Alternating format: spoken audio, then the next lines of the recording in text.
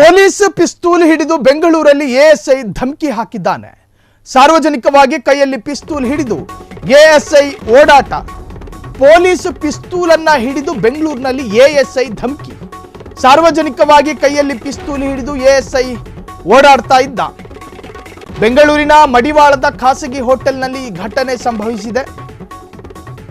Hotel ಸಿಬ್ಬಂದಿ ASI Kumar ಮಧ್ಯೆ ಮಾತಿನ ಚಕಮಕಿ ನಡೆದಿರುವಂತಹದ್ದು.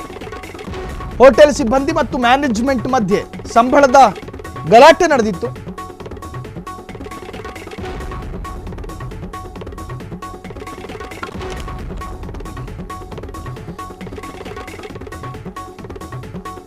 ಈ ಪ್ರಕರಣಕ್ಕೆ ಸಂಬಂಧಪಟ್ಟ ಹಾಗೆ ಹೊಯ್ಸಳದಲ್ಲಿ ರೌಂಡ್ಸ್ನಲ್ಲಿ ಮಡಿವಾಳ ಠಾಣೆ ಎಎಸ್ಐ ಕುಮಾರ್ ಇದ್ರು. ಕೈಯಲ್ಲಿ ಆ ದೃಶ್ಯವನ್ನು ನೀವು ಗಮನಿಸ್ತಾ ಇದ್ದೀರಿ. ಕೈಯಲ್ಲಿ ಪಿಸ್ತೂಲ್ ಹಿಡ್ಕೊಂಡು ಧಮಕಿ ಹಾಕಿದ್ದಾರೆ ಎಎಸ್ಐ. ಸೊ ಪಿಸ್ತೂಲ್ ಹಿಡಿದು ಎಎಸ್ಐ ಓಡಾಟ. ಈ ಥರ ಬೆಂಗಳೂರಿನ ಮಡಿವಾಳದ ಖಾಸಗಿ ಹೋಟೆಲ್ನಲ್ಲಿ ಘಟನೆ ಸಂಭವಿಸಿದೆ. ಆ ದೃಶ್ಯವನ್ನು ನೀವು ಗಮನಿಸ್ತಾ ಇದ್ದೀರಿ. ಎಕ್ಸ್ಕ್ಲೂಸಿವ್ ದೃಶ್ಯ ಫ್ರೀಡಮ್ ಟಿವಿಯ ಸ್ಕ್ರೀನ್ ಮೇಲೆ. ಪಿಸ್ತೂಲು ಕೈಯಲ್ಲಿ ಹಿಡಿದುಕೊಂಡು ಭಯಪಡಿಸೋದು ಅಕ್ಷಮ್ಯ ಅಪರಾಧ. ವಿನಾಕಾರಣ ಭಯವನ್ನು ಉತ್ಪಾದಿಸೋದು ಇಟ್ಸ್ ಎ ಆಫೆನ್ಸ್.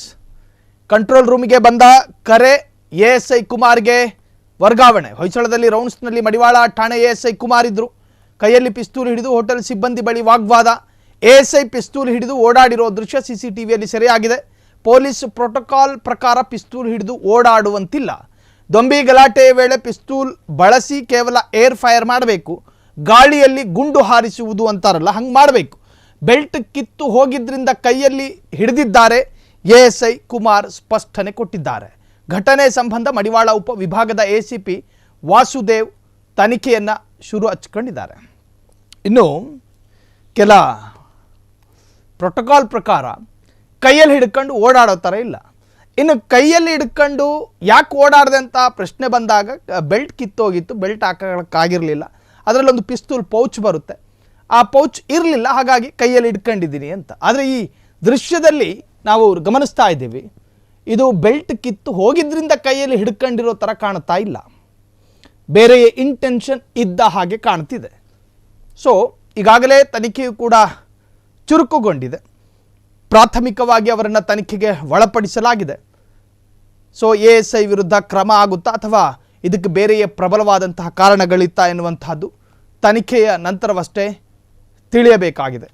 ಕೈಯಲ್ಲಿ ಬಂದೂಕು ಹಿಡ್ಕೊಂಡು ಸಾರ್ವಜನಿಕ ಸ್ಥಳದಲ್ಲಿ ಈಗ ಸಾಕಷ್ಟು ಅಮಾಯಕರು ಓಡಾಡ್ತಾ ಇರ್ತಾರೆ.